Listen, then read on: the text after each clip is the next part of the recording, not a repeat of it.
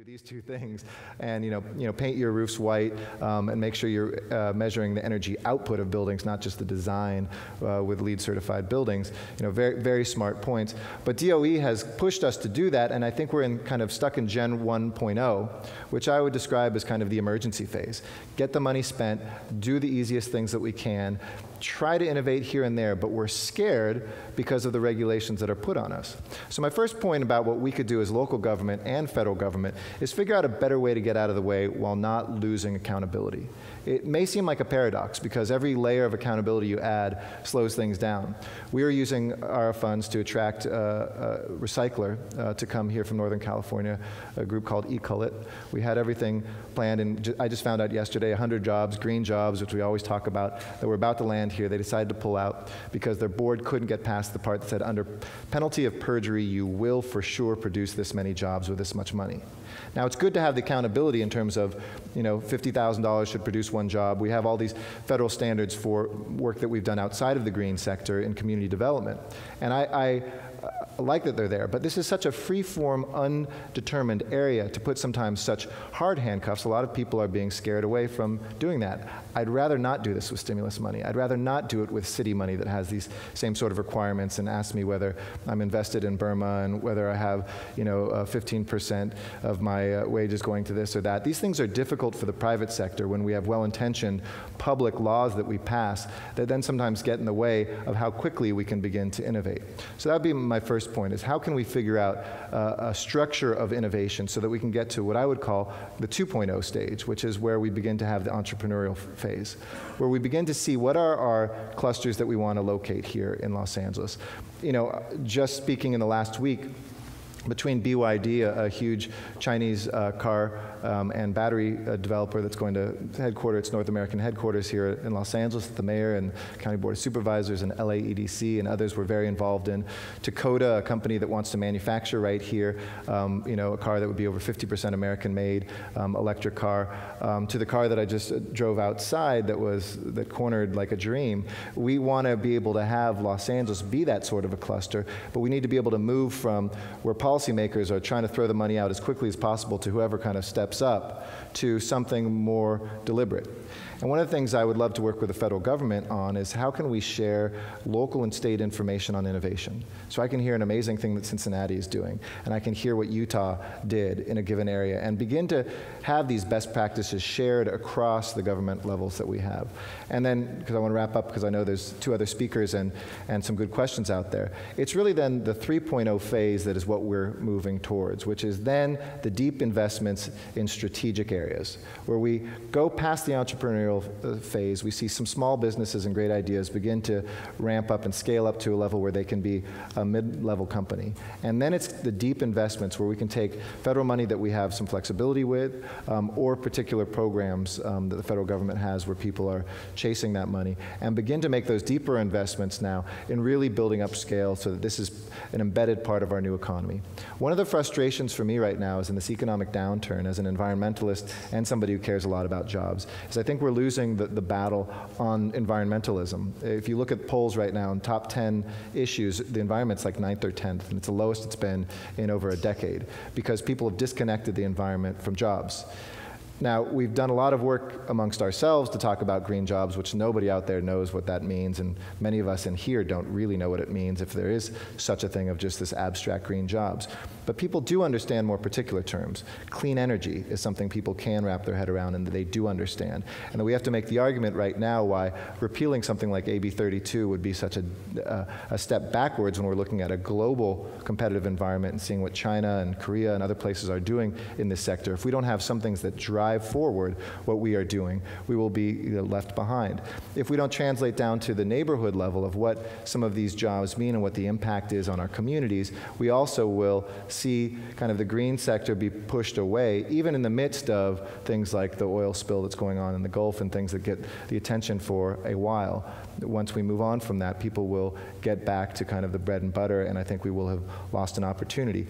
And lastly, when we do things strategically, those of us in government, for instance, our Department of Water and Power You know, we can sit around and brag that we're close to 20% renewable energy generated by the Department of Water and Power, which is a huge ramp up and something that I've championed. But we did that not by switching out one single block of coal. We have done it by adding, where we are already over capacity, more power and actually increasing our carbon footprint, albeit with greener forms of energy. It's time for us to step back in the midst of a recession from rate increases and other things, take a year or so to strategically plan where this economy and where our energy generation is going to come from, and come back with a plan that's more than purchasing wind farm, PPAs in Wyoming, but something that makes sense in the backyard here in California, and that makes us again that envy. We've got the Clinton Climate Initiative, just licking their chops, waiting to help us to do a huge solar farm up in the Mojave. We've got transmission lines that are sitting there that could have a ton more capacity on them. We've got components that are coming in today from in the port from China and other places that could be assembled here to make this a manufacturing place that then could hook up with the Alameda Corridor so that electric cars could come from Los Angeles to all of the United States. But if we don't begin to act strategically, we will again just be reactive and we'll be stuck in this 1.0 phase. It's time for us to graduate to the next phase. The federal government is, for the first time, has stepped up to help us in a really substantive way, and I think that we've got all the ingredients, human and structural, right here in LA. Terrific. Eric, thank you so much. Okay, so now we've covered the public sector perspective. We're going to turn to the private sector. We're very, very fortunate to have two companies here that are doing really interesting things in the clean tech area, both generally in the energy efficiency, energy conservation area, but in very different ways. And I'll just throw a couple of more quick statistics at you before we turn it over to Jordan and Greg. Apparently, we spend $100 billion a year on heating and cooling buildings. We spend $6.5 billion a year just powering refrigerators. Those numbers are just staggering, and lets you understand why, as Steve's boss said, energy efficiency isn't the low-hanging fruit, it's the fruit laying on the ground. So with that, I will turn it over to Jordan Breslow, General Counsel of Silver Spring Networks, to talk about what you guys are doing relating to the smart grid and other conservation and efficiency efforts. Great. Well, thank you very much, and welcome everyone. So just briefly, Silver Spring is a sort of startup company. We're in Silicon Valley, the better half of the state. And we essentially make a networking and communication technology. So if you're going to take the grid as we know it today, which is quite antiquated and much in need of overhaul, and you're going to make it intelligent, you need to have communications. So whether you're talking about a meter or a bank of capacitors or anything else, or a refrigerator, all these things can get smarter, but they need to communicate. What Silver Spring essentially does is creates the tools, the network, and the software and hardware for all these devices to communicate, provide information to the consumers and information to the utilities, and the end goal of all of it, as was said, is energy conservation. So there have been enough studies and pilot programs to show that if people know how to use their energy more efficiently and you give them the tools, they will do so, and as much as 15% of an energy reduction has been demonstrated in pilots of this type. So it's an interesting company and an interesting time. I thought I'd just say a few words to kind of reflect the perspective from the street on these kind of programs. So the interesting thing for me about our company is we're very high tech, but our audience are utilities who are fairly low tech.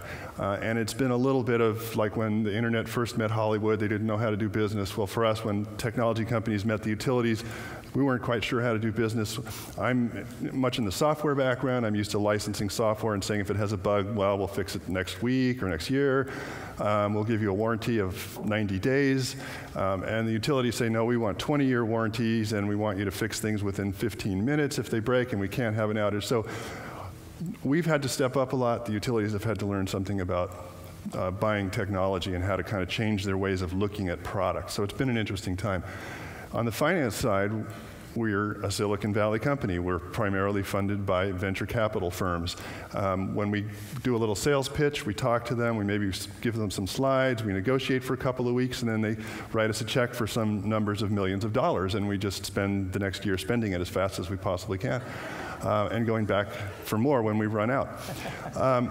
But now we have stimulus funds coming from the government, and it's new.